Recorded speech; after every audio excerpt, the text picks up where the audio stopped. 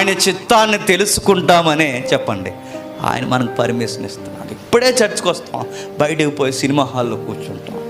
ఎందుకు అంటలేదు దేవుడు? ఆ పబ్బుకి ఆ పాస్టర్ గారు వెళితే ఏం అంటలేదని కాదు, తన గుండెల్లో ఓర్చుకుని కూర్చున్నాడు, ఓర్చుకుని నిలబెట్టుకున్నాడు, ఓర్చుకుంటున్నాడు. ఎందుకు అంత ఓర్చుకుంటున్నావు అంటే, ఆ అమ్మాయిని లవ్ చేస్తున్నాడు వాళ్ళ డాడీ. నువ్వు సినిమా థియేటర్లో అక్కడెక్కడ చెత్త పనుల్లో నువ్వు తిరుగుతున్నా నేను ఏమీ అంటలేదంటే నీ పట్ల ఓర్చుకుంటున్నాడు. గుర్తుపెట్టుకో. ఈరోజు కాకపోతే రేపు, రేపు కాకపోతే ఇంకొక రోజు తెలుసుకుంటావని ఆయన మనల్ని కూర్చొని అనుకుంటున్నాడు. దేవుడు కూడా మనకు చెప్తున్నాడు, ఆయన ఎందుకు ఎదురు చూస్తున్నాడో సహనంతో, ఓర్పుతో, ఎందుకైనా అలా ఎదురు చూస్తున్నాడు, అవకాశం ఇచ్చి మారతాం అని ఎదురు చూస్తున్నాడట. ఇది కూడా గుర్తుపెట్టుకోండి. దేవుని చిత్తంలో దేవుడు మనకు నేర్పిస్తున్నది గుర్తుపెట్టండి. దేవుని అనాది సంకల్పంలో సర్వాధికారంలో